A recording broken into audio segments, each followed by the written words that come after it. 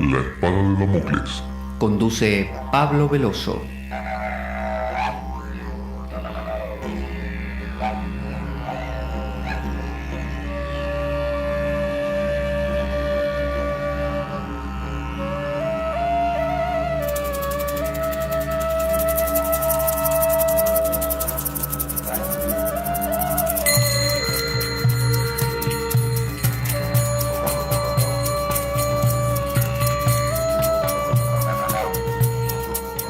Tal como lo cortés no quita lo valiente, así lo hilarante no quita lo profundo.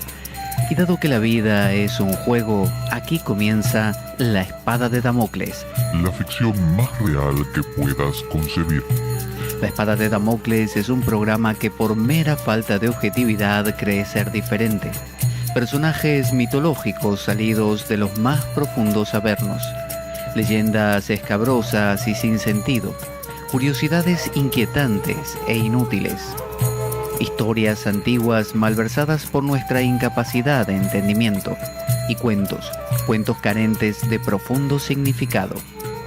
También pretenderemos sin el menor éxito entender al ser humano en toda su dimensión. En suma, si quieres desperdiciar tu vida, aquí comienza La Espada de Damocles, la ficción más real que puedas concebir.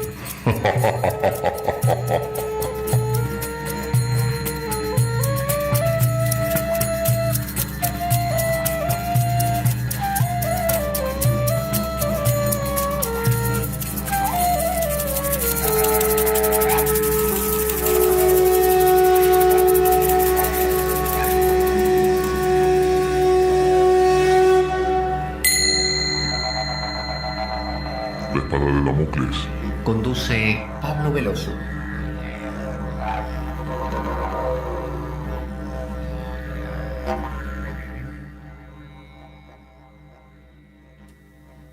Buenas para todos. Aquí estamos en La Espada de Damocles. Yo soy Pablo Veloso para pasar un ratito juntos charlando sobre algún tema interesante.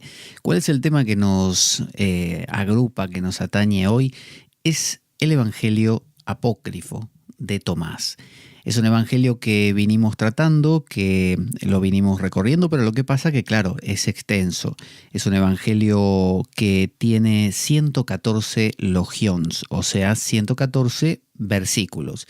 Y es un evangelio que en lugar de tener episodios así cuasi históricos, ¿no? de un personaje narrativo, así un Jesús que camina, que hace esto, que hace lo otro, que se sienta, que se pone de pie. No, aquí son más que nada aforismos que son como perlas, que van directamente, como si alguien hubiese recopilado los dichos de Jesús y los hubiera puesto en un solo sitio. Y como si después los evangelistas, Mateo, Marcos, Lucas y Juan, hubieran tomado de estos aforismos y hubieran creado una historia, los hubieran hilvanado como perlas justamente en un collar.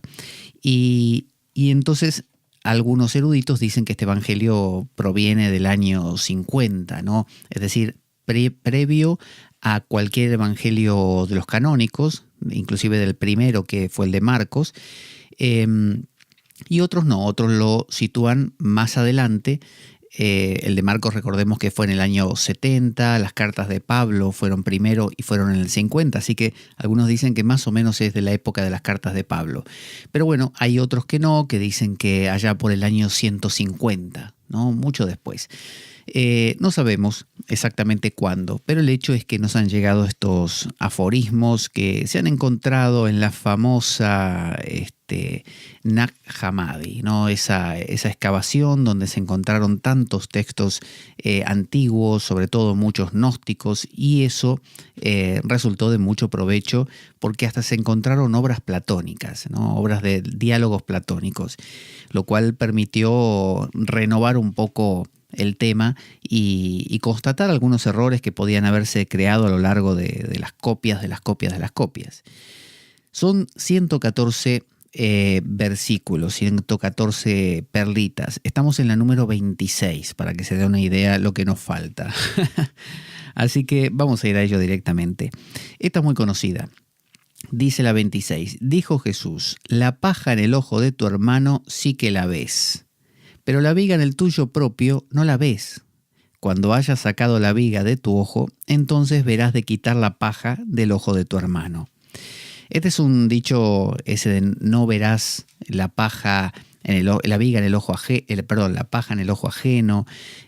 La tenemos muy oída. Es una expresión, una oración muy repetida.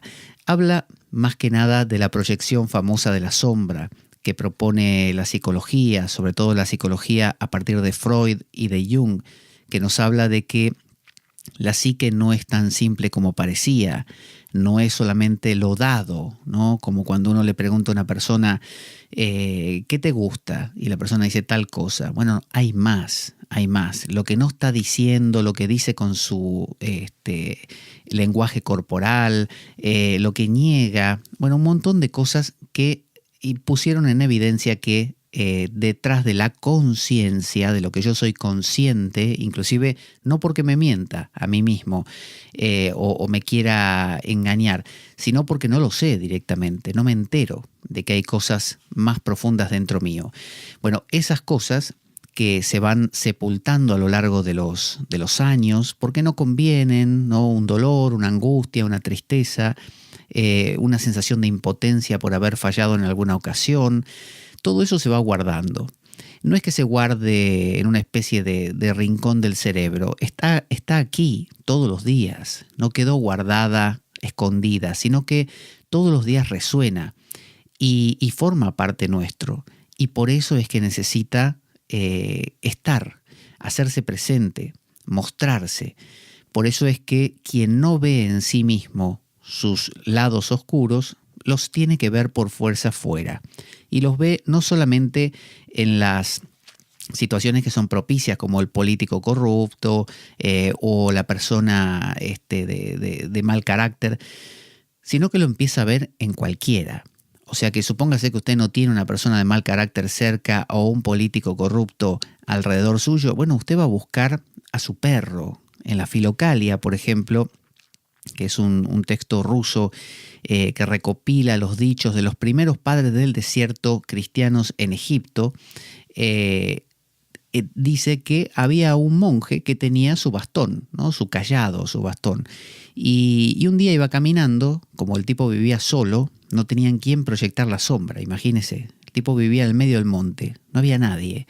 No tenía ni gente mala ni gente buena en la cual proyectar sus aspectos inconscientes, su sombra, sus frustraciones o lo que fuera. ¿Con quién se iba a enfadar? Entonces un día caminando se golpeó con el bastón y cuenta este relato acerca de este monje, quizá el monje lo contó después, que el monje se ensañó con el bastón y lo tiró al suelo, le empezó a pegar, a pisarlo, a insultar al bastón por haberlo golpeado. Eso no fue más que la proyección de la sombra. Es cuando uno, como no tolera que no esté presente aquella parte que uno sabe que es de uno, ¿no? Si yo sé que soy envidioso, necesito verlo en algún lado. Y si no lo veo en nadie, de alguna manera lo tengo que ver aunque sea en un objeto inerte, ¿no? En esa puerta que me llevé por delante o en lo que fuera. Pero necesito que eso esté. En algún lado necesito mirarlo. Lo mejor sería verlo en uno mismo, claramente. De eso se trata, digamos, la ampliación de la conciencia de uno. Uno empieza a reconocer, o sea, a conocer de nuevo aspectos suyos. Y digamos que el axioma, la fórmula, como si fuera matemática, dice más conciencia, menos destino. Menos conciencia, más destino. O sea que si sos un tipo que no te enterás de nada de lo que te pasa adentro, te va a venir desde afuera como destino, como cosas que te pasan. Y cuanto menos, cuanto más conciencia tengas, cuanto más aceptes y reconozcas que sí, que sos celoso, que sos envidioso, que sos, no sé, torcido, hipócrita, no sé cuánto, menos te lo vas a encontrar afuera. Los judíos, yo lo he contado muchas veces, consideran que cuando Dios creó a Adán, le agregó dos naturalezas. La Yetzar Hará, que es la malicia natural, y la Yetzar Hatov, que es la bondad natural. Es decir, no le agregó solo el bien, le agregó el mal también. Tiene un lado difícil, Adán. Entonces, la idea es que todos nosotros tenemos los dos lados. Entonces, por eso Jesús dice aquí, la paja en el ojo de tu hermano sí que la ves. Así empieza, como diciendo, no habla de la paja en tu ojo primero, habla del ojo ajeno, como diciendo, esa sí que la ves. ¿Ves qué fácil que te resulta? Enseguida, te doy 1 minuto y medio y ya estás viéndole errores a todo el mundo, enfadándote con cualquiera. Hay gente que vive en estado de irritabilidad continua, porque tiene, como no ve nada hacia adentro, tiene un radar detector de todo lo que tiene dentro fuera. Entonces es como esa agujita del radar que va dando vueltas y va haciendo tit, tit, tit, y hasta que descubre, cosa que va afinando cada vez más. Esa clase de personas tienen el radar muy sensible y en cualquier momento basta la mínima cosa como para que hagan un mundo de eso y lo necesitan. Entonces, normalmente a nivel social, una guerra no es más que la necesidad de poner en evidencia de una manera muy fehaciente, muy evidente, muy concreta y muy cruel, la sombra. Entonces, por eso dice Jesús, fíjate qué fácil, dice él, que te resulta ver las cosas en los demás. Por eso muchas veces en estos movimientos del New Age, o el Ho'oponopono también, con su tradición hawaiana, tienden a hablar del perdón.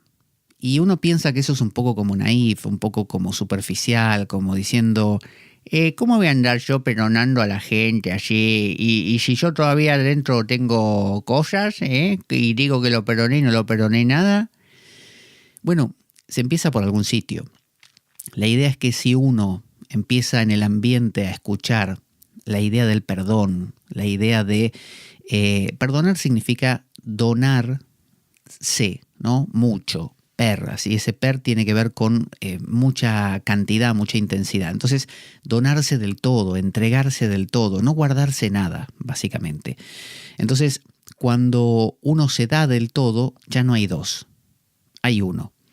Entonces, cuando uno mira los errores del otro, normalmente uno se pone de este lado de la acera o de esta ribera del río y pone al otro de la otra ribera. Y entonces lo puede señalar con el dedo y criticar fácilmente.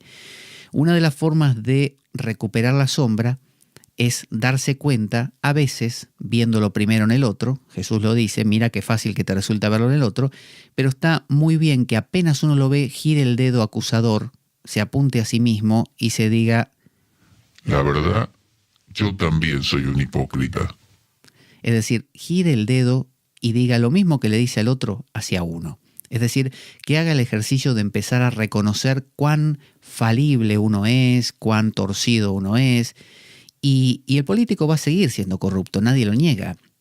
O ese tipo va a seguir teniendo mal carácter, nadie lo niega, lo tiene. No se trata de que uno viva en un mundo tipo Ned Flanders de Los Simpson y le parezca que todo el mundo ahora es maravilloso, ¿no? Y viene un tipo y me está robando, viene otro me está insultando, viene otro y me está engañando y yo digo que no, que es todo, son todos ángeles y es todo maravilloso. No, el tipo es un tipo, no digo ni malo ni bueno porque esos son juicios morales que dependen de la tradición y de la cultura, pero que si me está, no sé, robando la billetera, me está robando la billetera. Si me está, se está ensañando conmigo, no sé, un profesor con un examen deliberadamente porque sí, yo veo que está proyectando su sombra de manera colosal, lo está haciendo, no, nadie lo niega.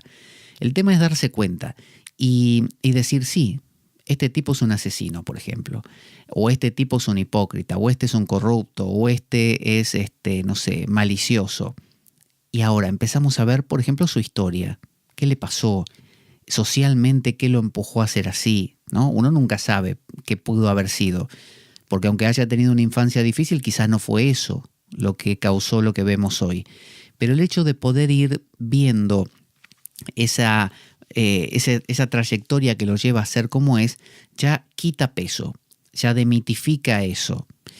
Y por otro lado, reconocerse a uno mismo similar en muchas cosas, porque la vida es como un holograma y uno lo que ve lo tiene, ¿no? Y usted dice, sí, pero yo no soy asesino serial. No, no sos asesino serial, pero matás con la indiferencia a alguno, matás con, no sé, con la desidia, con el desprecio o lo que fuera.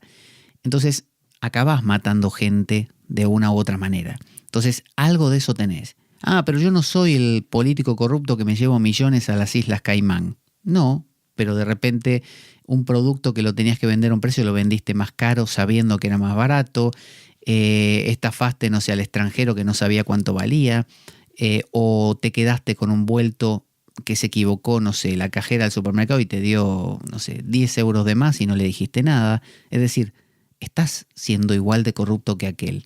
Entonces, ver la viga en el ojo propio tiene que ver con recuperar la sombra, con deshacer un poco, desmantelar un poco esa idea de que yo soy maravilloso y los malvados y torcidos son solo los demás.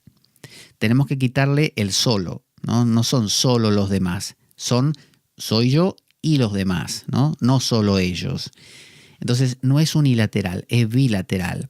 Entonces reconocer la Yetzar Hara, la parte torcida, es muy sabio. De hecho, dentro del mundo cristiano, los católicos suelen creer bastante en la bondad humana, ¿no? Es parte de su dogma, lo cual hace que tengan jerarquías muy marcadas. Y eso hace que cuando una jerarquía como un papa o un obispo o lo que fuera hace algo torcido, no hay forma de entender cómo pudo haber hecho algo así, si se suponía que era un tipo fantástico, inspirado por Dios. Mientras que los protestantes no, los protestantes tienden a desconfiar, justamente, toman en cuenta la maldad natural. De hecho, gente como Calvino y otros decían que el hombre ya de por sí es pecador, ¿no?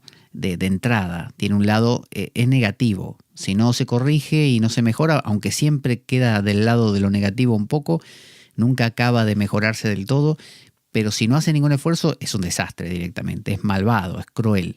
Entonces, como saben eso, los protestantes tienden a crear leyes. Entonces crean cosas como la Constitución, no les gusta demasiado el tema de que haya jerarquías tan definidas e inspiradas por Dios, como una teocracia, ¿no? Como el Papa.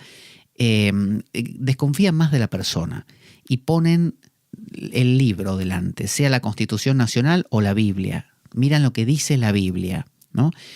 Y te pueden discutir cualquier cosa mirando la Biblia, mientras que en el mundo católico no, se mira más qué opina la Iglesia de la Biblia y no tanto qué dice la Biblia. Entonces, eso ya marca una manera en que todos nosotros que nos criamos en países en general católicos tendemos a ver la vida, tendemos a creer que somos buenos y que los demás son solamente los malos. Entonces, por eso Jesús dice, la paja en el ojo de tu hermano sí que la ves. Ver el mal, tenga en cuenta una cosa, esto es difícil porque estamos tan acostumbrados y nos gusta tanto, nos complace echar la basura afuera, que empezar a verla adentro es muy difícil, ¿no? A veces es mucho más fácil, no sé, hacer caridad y otras cosas que realmente reconocer la Yetzar Hara, la maldad natural. Cuando uno ve el mal, es decir, cuando uno detecta el mal, cuando uno nota el error, ¿no? Fuera, básicamente lo que está haciendo es ver a otro. Cuando uno no ve el error, cuando uno no está detectando con el radar, normalmente está menos consciente del otro. Esa menor conciencia de que hay un otro, como decía Sartre, el infierno es el otro, cuanto menos uno ve al otro, más cerca de la unidad está, ¿no? Más cerca de esa conciencia de unidad, de ese paradigma de unidad. Quien vive detectando al otro, vive separándose de los demás, lo cual le genera más ansiedad, porque claro, si yo, como el príncipe de Maquiavelo, que tenía que sabe cómo tenía que cubrirse según Maquiavelo aconsejaba a los Borgia y todo eso, ahí en Florencia. Él decía que el gobernante, que obviamente era cruel y corrupto, y que tenía que aterrorizar al pueblo para dominarlo, debía no rodearse solamente de una cohorte de sus propios seguidores para que lo protejan, sino que tenía que, primero, hacer como círculos concéntricos, tener sus allegados, los más allegados, en una primer anillo alrededor de él, ¿no? Que lo protegieran. Enseguida, otro anillo de los antagónicos a él, como del partido opuesto, por así decir. ¿Para qué? Para que si se les ocurriera a los del primer anillo, a los propios, tramar algo contra el príncipe o contra el gobernante, no lo hicieran porque iban a estar ocupados peleándose contra los del segundo anillo, que seguramente querrían entrar al primer anillo. Entonces lo dejaban en paz al rey. Y así generar anillos concéntricos, de manera que se estuvieran peleando todos entre sí, el famoso divide y vencerás, y nunca tocaran al rey. Y de hecho el rey tenía que tener una puerta de seguridad para que si pasase algo terrible se pudiera escapar. Entonces, eso hace que ese rey, imagínese cómo vive. Vive no pudiendo probar un alimento sin pensar que lo están queriendo envenenar. Vive durmiendo con un ojo abierto por si entra alguien con un cuchillo y lo asesina. Entonces, la vida del que está separado, fíjese que aún el círculo, el anillo más cercano, le es hostil, es peligroso. Entonces, quien tiene ese radar, esa gente que está todo el tiempo de un lado al otro y dice, estamos rodeados de corruptos, ¿viste? El corrupto, el político, y el vecino al lado no sabe lo que hizo ayer. Eso no se hace, porque está prohibido. Acá en la comunidad del edificio no se permite eso. Y cuando fui hoy al colegio a buscar a mi hijo, no sabés lo que me dijo la profesora. La profesora no puede hacer eso, porque yo la voy a denunciar. Bueno, la gente que es así, que está todo el tiempo, como se dice, despotricando, ¿no? Quejándose, criticando, es un buscador de problemas, ¿no? Como si uno tuviera un detector de, no sé, de radiación, un detector de metales, ¿no? El detector de metales, ¿para qué está hecho? Para detectar metales, no plásticos ni madera. Usted pasa un detector de metales y va a encontrar metales. Entonces, está garantizado que si usted va con un detector de metales, tarde o temprano encuentra uno. Si no lo tuviera, usted pasa al lado de una moneda y no la detecta. De la misma forma, la gente que detecta el mal, ¿no? El error, lo malo, lo equivocado, siempre lo va a detectar. Si usted tiene un amigo, una amiga o un familiar que es así, va a notar que pasan 3 minutos de cualquier conversación con esa persona y siempre saca a colación algo que hizo alguien o que está haciendo.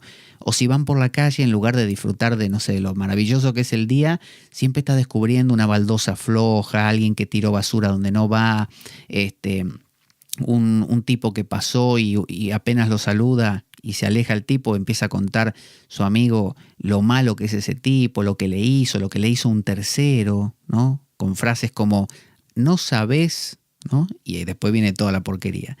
Bueno, cuando uno ve el mal, lo que está haciendo es crear el mal. Y no se trata, como le digo, de ser un tonto, ¿no? Un naif, un inocente que crea que todo está bien. Se trata de saber que existe esa condición, la condición de lo acertado y lo equivocado según cada cultura, pero no centrarse en ello. De eso se trata. O sea, si yo sé que ese tipo es un ladrón, me aparto. No soy tan tonto como para decir, me da igual, son todos buenos, ¿no? No, este es un ladrón, me aparto. Pero no estoy haciéndome la cabeza con que este es un ladrón, este tipo es un desastre, y se lo cuento a todos y pienso en eso, porque eso lo que hace es asustarme, me da miedo, me alieno, ¿no? Estoy alienado, estoy escindido, estoy separado. Ahora estoy de la vereda de enfrente, ¿no? Enfrente de esa persona. Esa persona es mi enemigo. Ahora imagínese que usted lo hace con todo el mundo. Bueno, todos son sus enemigos, ¿no? Ya nadie le queda. Está como ese rey, el príncipe de Maquiavelo, solo y asustado, con poder, con dinero, con lo que usted quiera, pero asustadísimo. Entonces, lo que uno hace es ese acto es un acto satánico, es un acto de crear el mal. Se entiende que Satán es el que enfrenta, ¿no? El que denuncia, el que confronta, ¿no? El que separa. Entonces se entiende que el acto de separar, que está muy bien por un lado porque es lo que crea el juego de la vida, ¿no? De eso se trata la vida. Pero cuando, como siempre, nos pasamos de la línea, bueno, nos volvemos un detector que está funcionando mal, un detector que detecta como un termostato que está demasiado sensible, ¿no? Salta por cualquier cosa. Entonces dice, la paja en el ojo de tu hermano sí que la ves. Hay una parte no me acuerdo si en el Nuevo o Antiguo Testamento, que se dice que uno debe, si ve un error en el hermano, en el compañero, en el otro, debe decírselo. Es un acto de bondad. Decirle, mira, estoy notando que te veo mal, te veo preocupado, me parece que lo que le hiciste a esa persona no estuvo muy bien, no sé qué opinás, pero que eso es constructivo. Ese sería justamente no ser un naif, darse cuenta, bueno, sí, existe un comportamiento que puede dañar a los demás y esta persona probablemente lo está ejerciendo, se lo voy a decir, a ver si lo puede cambiar. Pero muy distinto es estar todo el día criticándolo como si fuera la cosa más importante que tengo para hacer y acabo fundamentando mi vida en eso. Hay reuniones, normalmente suele ser más la mujer, sencillamente porque la mente de la mujer es más prolífica, más inquieta y más investigadora, entonces descubre más cosas. Pero bueno, usted vio, señoras que se reúnen y empiezan esas conversaciones que son propias de grupos de señoras que no tienen otra cosa que hacer y dicen, ¿viste lo que hizo la Marcelita, la hija de la Juana? Ah, la vi el otro día, no sabés. La falda que tenía no era una falda eso era una bufanda directamente. ¿Sabés cómo va a terminar, no es cierto? Va a tener un hijo y no va a saber de quién. En lugar de papá, el hijo va a llamarlos tío a todos, porque no va a saber quién es el papá. ¿A vos te parece? Con tan bonita que era cuando era pequeña, que parecía tan buena. vio ese tipo de comportamiento. Es muy común, es muy común. Y no solo lo hace una señora, lo hacemos todos de distintas maneras. Entonces, lo importante es estar atento para desmantelar el mecanismo a tiempo. Normalmente suele pasar así, la vida funciona bastante por sustitución, ¿no? Si uno no tiene nada en su vida, lo llena con lo que tiene. Es decir, si uno tiene una vida miserable, donde solo come, duerme, trabaja y se aparea como los animales y se defiende cada tanto cuando tiene peligro, bueno, ¿con qué va a llenar el resto del tiempo? Eric Berne decía que desde que nacemos hasta que morimos hay mucho tiempo que gastar, mucho tiempo libre. Y uno tiene que articular ese tiempo, llenarlo con algo. Y bueno, pelearse, enfadarse, detectar errores en los demás, reclamar, es una manera de llenar el tiempo. Es como diciendo, algo tengo que hacer para que mi vida tenga sentido. Entonces, esto de la sustitución funciona así. Si yo no lleno mi vida de estudio, reflexión, creatividad, arte, y bueno, se va a acabar llenando de otra cosa, porque como dice el dicho, la naturaleza llena los espacios vacíos. La naturaleza ve un espacio vacío y algo mete ahí. Entonces, de la misma manera, si usted tiene su vida vacía, tenga por seguro que en algún momento va a acabar ocupándose de la vida de los demás. Entonces, llenar la vida, lo que se llamaría sadhana, una práctica espiritual, y cuando digo espiritual puede ser de la línea psicológica, de la línea filosófica o de la línea teológica, la que usted quiera, o de la línea artística, pero llenarla. Cuando usted la llena de eso, ya no entra otra cosa, ¿no? Como dicen, en boca cerrada no entran moscas. Bueno, cuando usted tiene su boca, su vida llena, ¿no? Cerrada, ¿no? Ya no cabe más nada, bueno, no le va a entrar eso. Pero si usted no tiene nada que hacer, porque vivió una vida en la que no le enseñaron jamás a hacer nada de ella, más que trabajar, tener hijos y morirse finalmente, ¿qué hace? Sobre todo cuando se jubila, ¿qué hace? Entonces, dice, la paja en el ojo de tu hermano sí que la ves, pero la viga en el tuyo propio no la ves, dice Jesús, ni te enteras. Por eso es bueno también la reunión, es decir, la interacción. Siempre las escuelas iniciáticas son de a grupos, ¿no? Las comunidades religiosas, por ejemplo. Porque claro, yo soy el ermitaño, me voy a la montaña y bueno, yo me creo, no sé, el tipo más bueno del mundo. Pero el tema es cuando bajo de la montaña a hacer algo, lo que fuera, y me encuentro con otras personas, ahí es el tema. Igualmente en la montaña pasa, como le dije, con el bastón y el monje. Pero por eso los sufis, que es la rama esotérica del Islam, recomiendan a sus discípulos casarse. Porque claro, si uno es soltero, uno es independiente económicamente, uno tiene su casa alejada de la gran ciudad, ¿no? Tiene su propio coche y bueno, vive, digamos, en su mundo creyéndose, contándose la historia de que uno es buenísimo. Hasta que te toca convivir con alguien.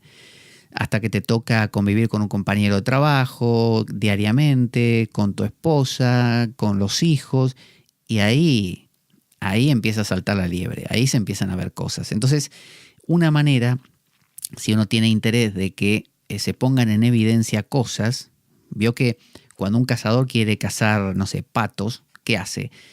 Normalmente hace un ruido o algo para que los patos vuelen, y cuando vuelan le dispara. Si no vuelan, los patos están entre las plantas y no se ven, no le puede disparar.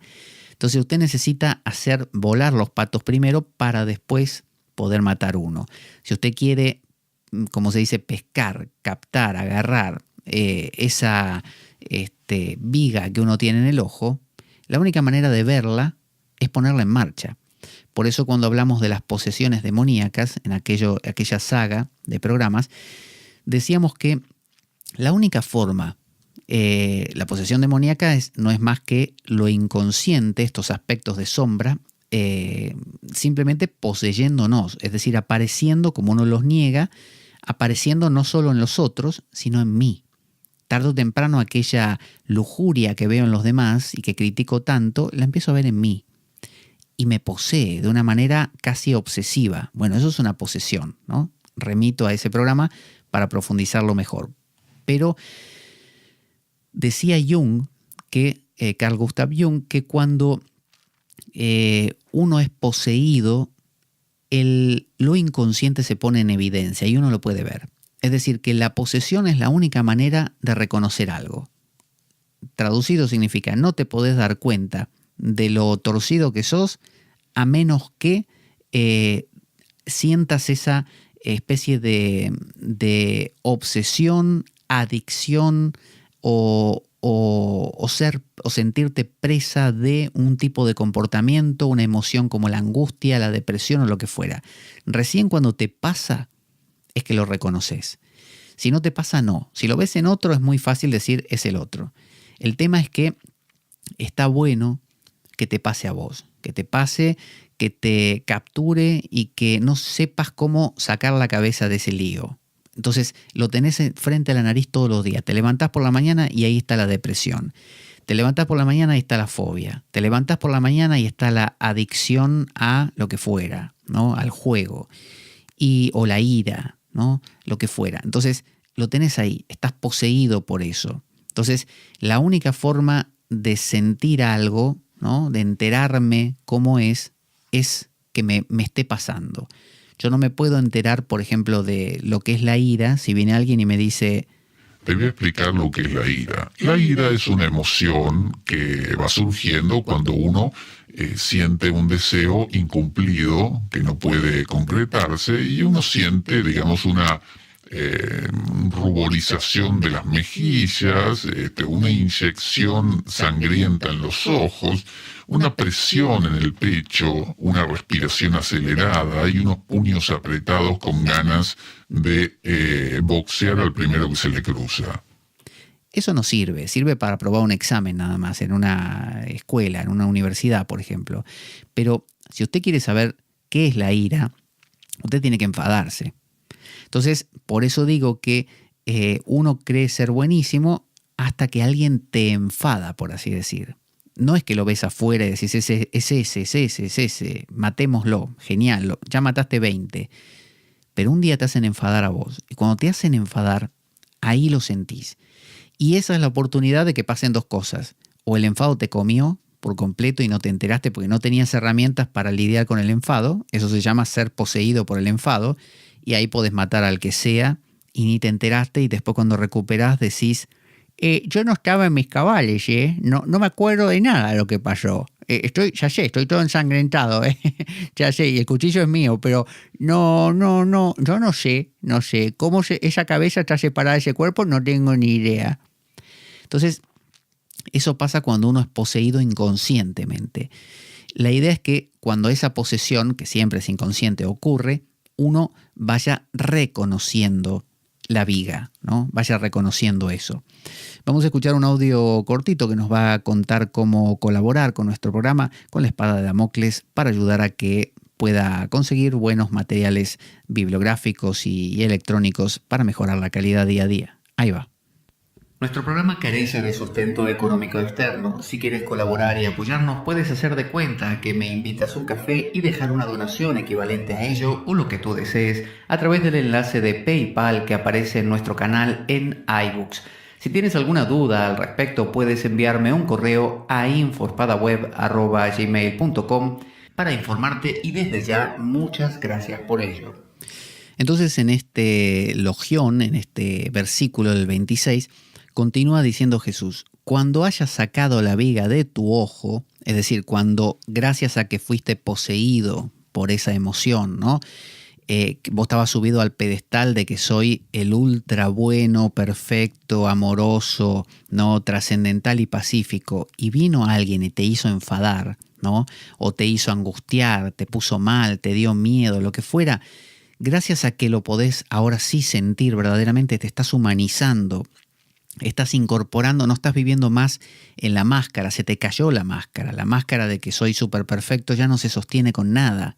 Ahora es evidente que te enojaste, es evidente que se rompió esa pureza inmaculada, cristalina y diáfana. Bueno, en ese momento es que descubrís tu viga. Entonces por eso dice Jesús, cuando hayas sacado la viga de tu ojo, entonces verás de quitar la paja del ojo de tu hermano. O sea, cuando da un pasito más, dice tres cosas, fíjese. Primera, es difícil que veas tu viga, dice él, ¿no? Perdón, lo que dice es, la paja en el ojo de tu hermano sí que la ves, pero la viga en el tuyo propio no. Primer paso que dice, o primer elemento es, te cuesta mucho ver tu viga, ¿no? La tendés a ver en el otro.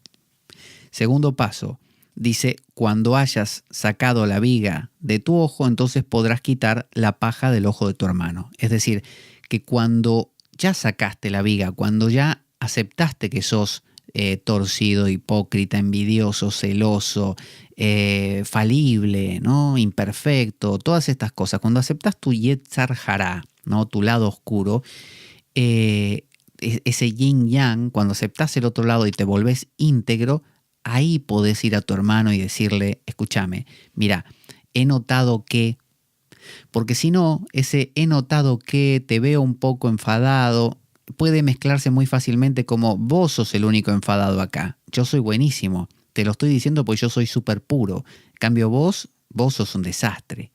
Entonces, es importante que el camino sea paralelo, que no solo uno señale con el dedo al otro para indicarle algo, sino que haya también un dedo al mismo tiempo mirando para adentro y diciendo, como si uno le dijera al otro, mira, Roberto, yo te quería decir que estás actuando un poquito como violentón últimamente, pero yo te entiendo, porque yo también soy así, yo también tengo un costado que a veces te digo, no sé, se me enriedan 3 cables y no los puedo desatar y me pongo como loco, ¿viste? Así que yo sé lo que te estoy diciendo, pero porque a mí también me pasa. Estamos del mismo lado, ¿viste?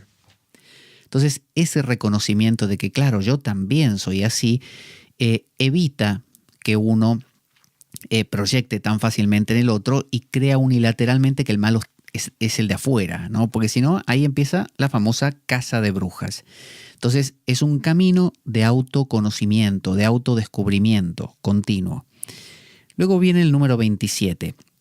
Dice, dijo Jesús así: si no os abstenéis del mundo, ¿no? Del cosmos, del mundo, de la vida cotidiana, no tanto de la vida cotidiana, sino cuando se habla del mundo es la carne, en el sentido de que el ser humano tiene, según decían los gnósticos, 3 dimensiones dentro de sí, ¿no? No solamente 3 tipos de personas que uno pueda cruzarse por la calle: los carnales, ¿no?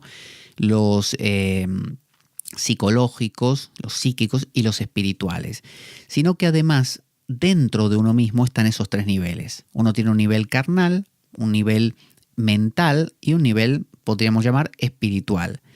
¿Cuáles son? Bueno, el carnal obviamente es su propio cuerpo, pero también esa parte de su mente que lo único que busca es abastecer cosas básicas, ¿no? Placer, comer, dormir y no sé, y pasarla bien físicamente, ¿no? Hacer ejercicio y tener una visión de la vida concreta, utilitaria, productiva. Ese tipo que vive para cambiar el coche, que vive para mostrar, no sé, los zapatos nuevos que se compró, que vive para, no sé, poder irse de vacaciones a tal lugar.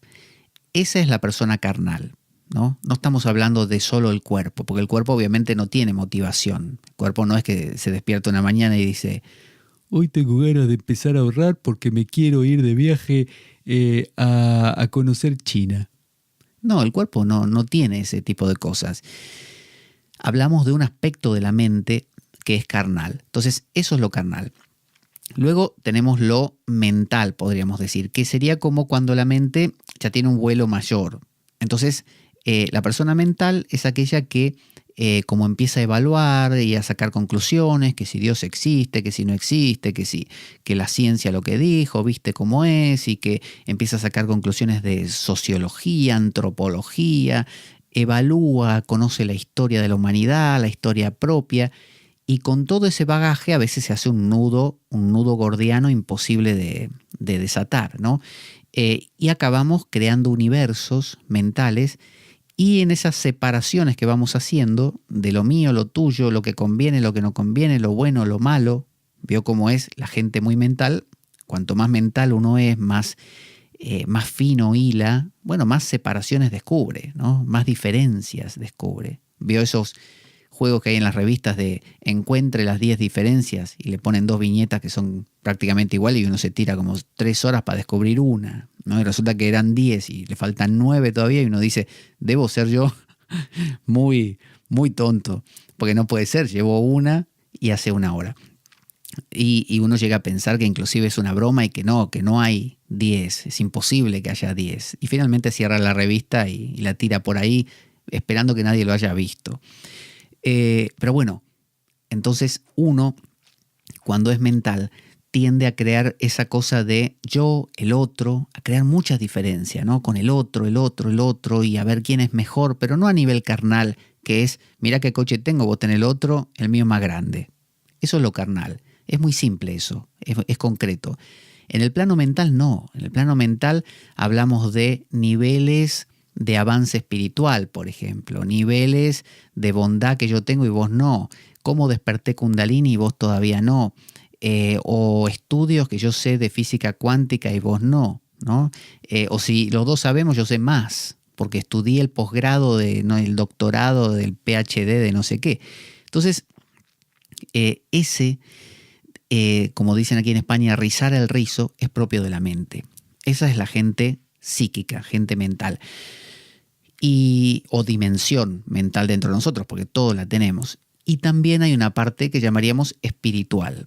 La parte espiritual no es que haya un fantasma dentro de uno. La parte espiritual es cuando hace silencio la parte mental. Así de simple. Cuando la parte mental se calla un poco, lo que queda es silencio. Bueno, ese silencio es lo espiritual. Es un silencio donde justamente es la ausencia de ser.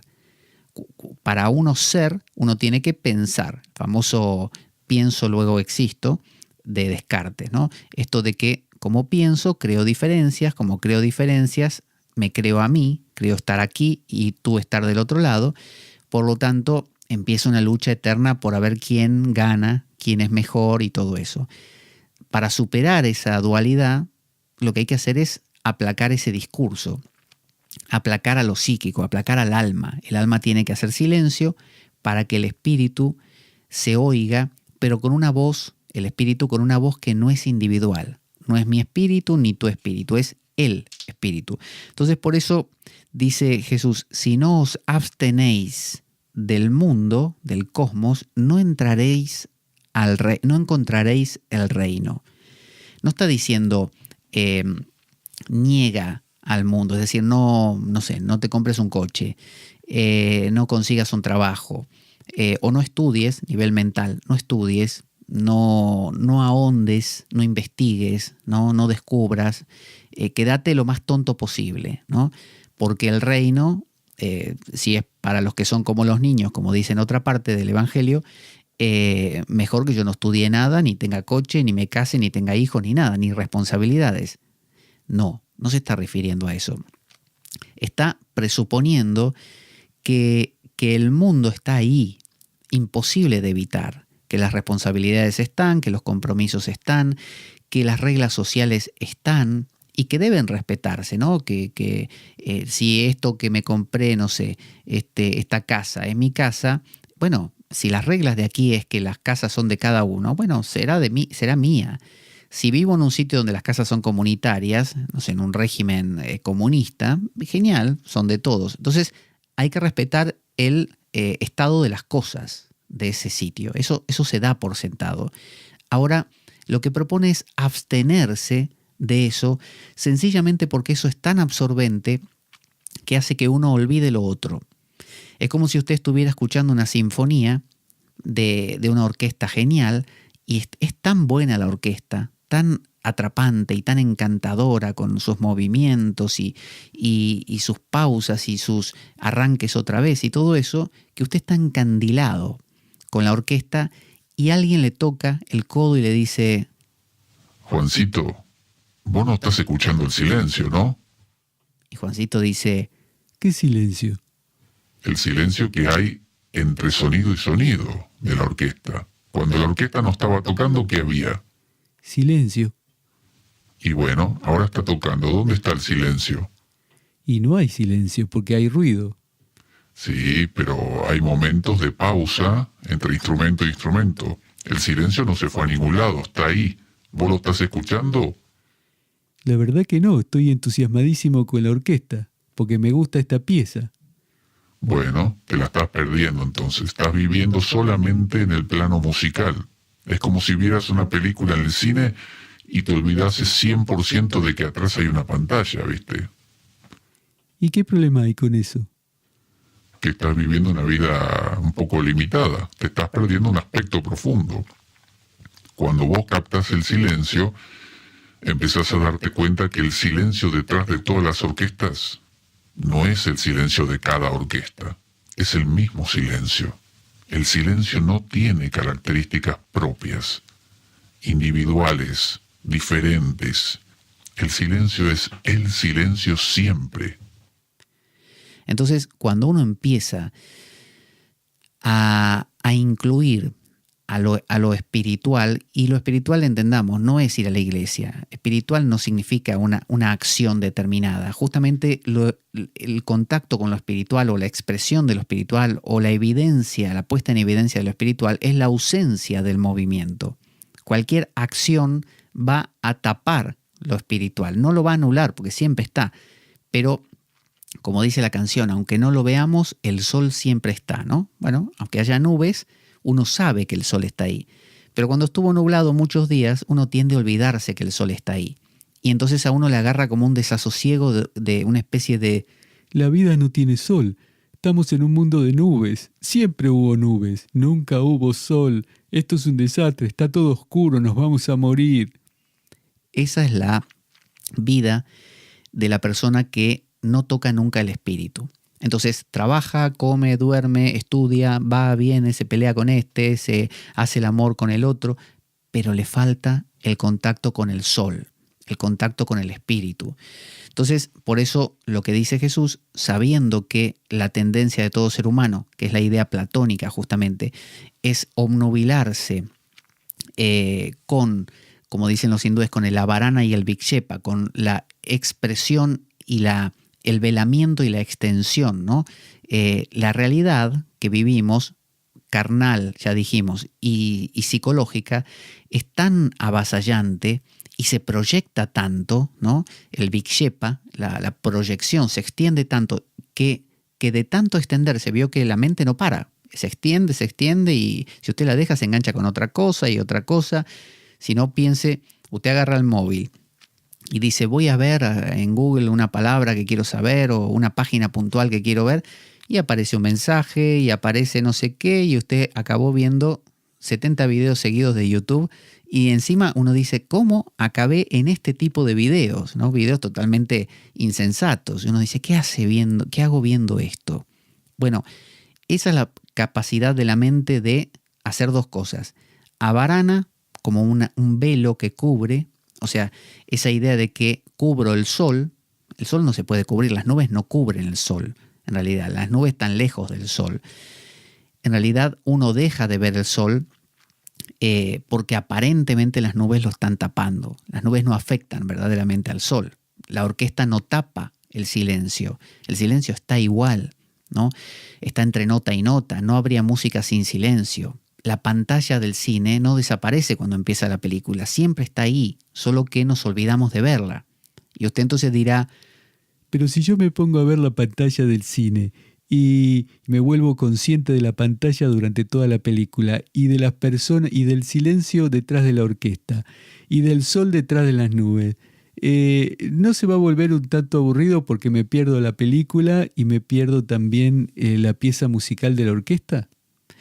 Justamente, no se trata de que usted esté colgado del silencio y no esté en ninguna otra cosa más que en el silencio. No, se trata de un fármaco, una medicina.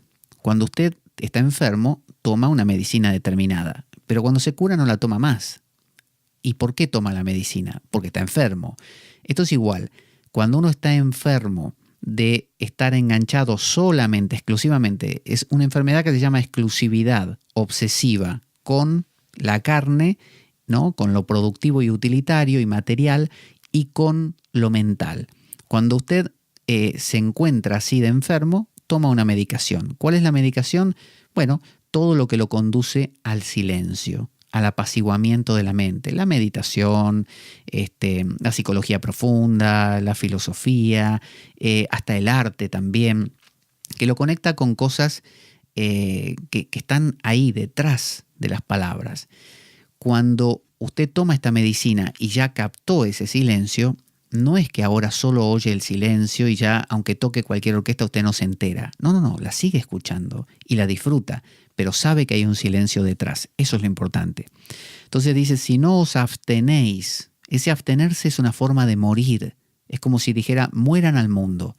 Y uno piensa, bueno, morir al mundo, me convierto en un monje medieval que me doy con un látigo en la espalda. No, no es eso, no es eso. Esa mortificación es una mortificación sárquica, carnal. Es el tipo bruto que cree que pegándole a su cuerpo, que está incluido en una trama más grande, pero solo pegarle al cuerpo no va a servir para nada. Entonces, el pegarle al cuerpo puede servir en un marco más grande. Sería similar a esto. Usted está viendo la película en el cine, usted no está enterado de la pantalla, se olvidó por completo, un amigo junto a usted se da cuenta que usted está totalmente olvidado de la pantalla, entonces, como sabe que no va a reaccionar, le da una cachetada, una bofetada. Es decir, el dolor lo despierta y le permite por un momento recuperar la conciencia y notar que está viendo una película y no que usted está olvidado directamente de usted mismo. Ahora usted recupera la conciencia.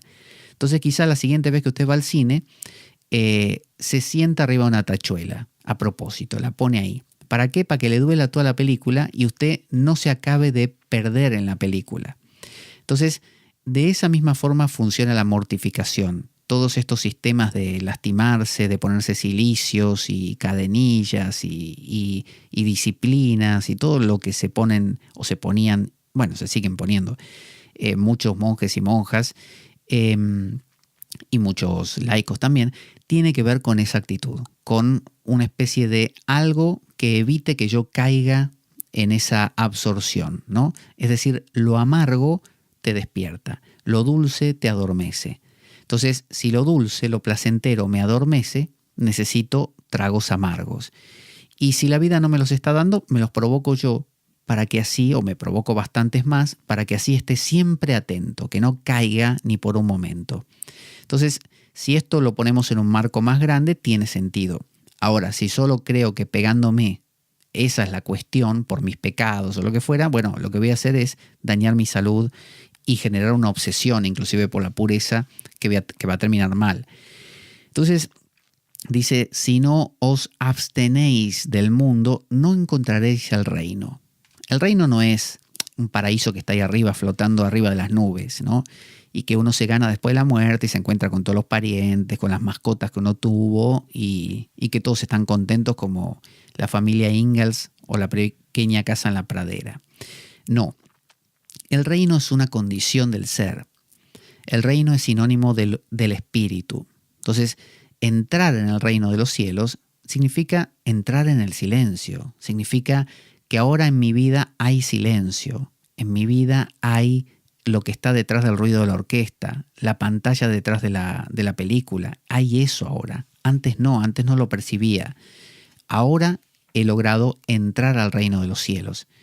Entonces, si no lo hacéis, dice, si no hacéis del sábado, o sea, Sabbat, ¿se acuerda que el Sabbat es el día donde descansó Dios? Dios creó de domingo a viernes y el día sábado, el séptimo día, descansó. Dios se cansó, dijo, ya van 6 días que estoy trabajando, dijo así. 6 días creando. Nadie creó tanto, ¿eh? Yo me parece que se me pasó la mano. Tanto que crear el sol, la luna, las estrellas y todos los bichitos. Con los bichitos, ¿sabes lo que estuve? Que la mosca, que el mosquito y que el zapatero y que la cucaracha y que el que tiene más pata, menos pata y que cuántas patas le pongo a este. Bueno, me divertí también, con la jirafa.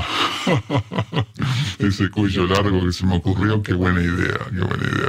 No sé, la verdad no sé cómo camina, Yo no sé. El menor viento para mí se me va a caer, pero bueno, así me salió, ¿viste? Un hecho artístico ese, Así que voy a descansar. Séptimo día, Sabbat, le voy a llamar, Sabbat a descansar.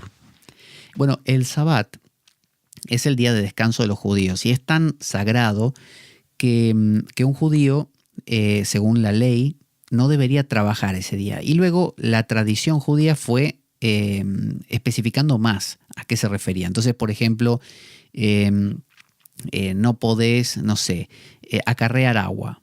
Entonces tenés que acarrearlo el día anterior, cosa que no la necesites acarrear ese día. O quizá, yo no lo sé en detalle, pero no podés cocinar. Vale, entonces tenés que tener las cosas cocinadas del día anterior o comer cosas que no se cocinen. No podés, atarte las sandalias, qué sé yo, porque es trabajo. Entonces, si se te cae un animal en un pozo, no lo podés sacar. El animal se queda ahí hasta el día siguiente.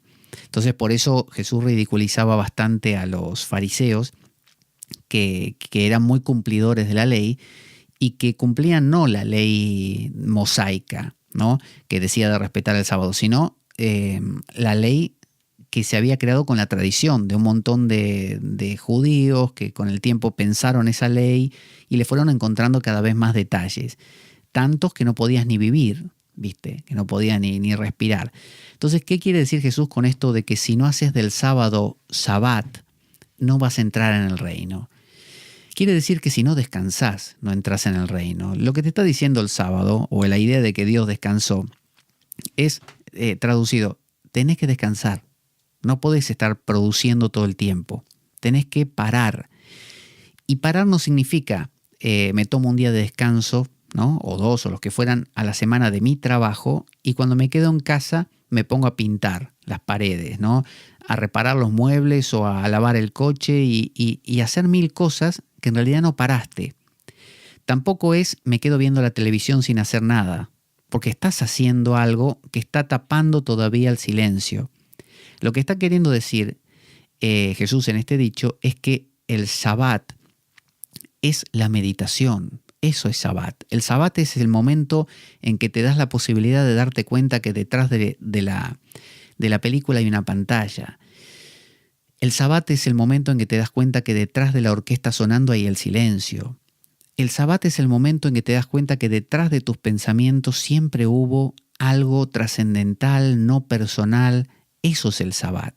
Así como es una pausa de una semana, de 6 días que viene la pausa, de la misma manera, tener una pausa cotidiana cuando te sientes a meditar diariamente o simplemente dejar que estas ideas profundas que hablamos en este programa, por ejemplo, vayan calando, vayan profundizando. Eso es conectarte con ese silencio, con ese espíritu y con el Sabbat. Eso es el verdadero Sabbat. No es Sabbat que no te ates los cordones del zapato o que si se te cae un animal lo dejes morir ahí, o que no trabajes o que no hagas esfuerzo, en épocas antiguas poniéndole la silla a un caballo o lo que fuera, o darle de comer a los animales. Es no hacer eso para cumplir el Sabbat. No cambia nada, es una tontería simplemente, te complica la vida, de hecho. En realidad, de lo que se trata es de esto otro. Por eso, para releer este último verso que tratamos hoy, dice, hemos hablado del 26 y este es el 27. Dice, si no os abstenéis del mundo, o sea, si no paráis el mundo, como decía don Juan de Carlos Castaneda, hay que parar el mundo. Parar el mundo. Recuerde, parar el mundo no es tirarte a ver la tele. Eso no es pararlo, es sigue el mundo ahí. Parar el mundo es realmente detener el proceso mental, sea a través de un mantra, sea a través de la oración, sea a través de la meditación, sea a través de cuestionarte cosas y reflexionarlas tan profundamente que tu mente se desarticule. Porque normalmente los mecanismos de la mente funcionan porque no los notamos, ¿no? Y todo nos parece muy coherente porque no lo examinamos. Pero en el momento en que examinamos cómo está funcionando la mente y nos hacemos preguntas como, por ejemplo, ¿existo yo? ¿No? ¿Qué es existir? ¿Qué es el ser? Bueno, esas preguntas rompedoras, ¿no?, son las que permiten que exista el Sabbat. Ese Sabbat puede durar 10 segundos y otros 10 segundos más adelante del día y 1 minuto al final del día. Mañana puede que duren un poco más. Pasado no hubo ningún momento de Sabbat. Luego sí, y luego un poco más, y quizás los Sabbats son cada vez más largos y llega un punto donde uno ya no es que esté el día entero en Sabbat, sino que el Sabbat se hace evidente y lo pescás en todo. Descubrís que detrás de todo lo que parecía tan coherente hay en realidad una realidad no diferenciada, no, entre comillas, humana, no personal, lo que llamaríamos el ser. Eso es el Sabbat. Vamos a ver hasta aquí el Evangelio de Tomás por hoy y ya lo retomaremos en una siguiente ocasión, ya que tenemos 117 logions para profundizar, así que tenemos un montón. Vamos por el 27, imagínense todos los que nos quedan. Soy Pablo Veloso, esto es La Espada de Damocles y nos encontramos en la siguiente ocasión. Ahí va.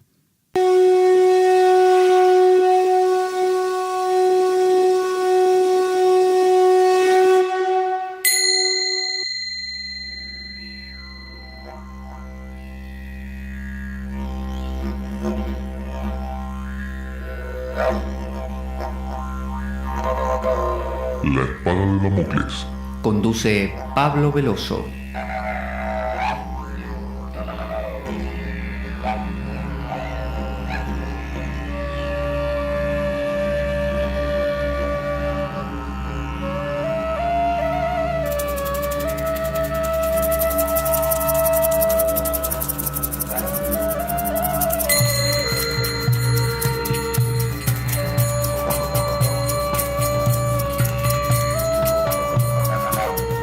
Y dado que la vida es un macabro juego, concebido por una mente perversa, únete a nosotros en nuestro próximo programa, cuando escuches las siguientes palabras. La Espada de Damocles, la ficción más real que puedas concebir. Buena vida para todos, buena semana y... ¡Avanti, damocleanos!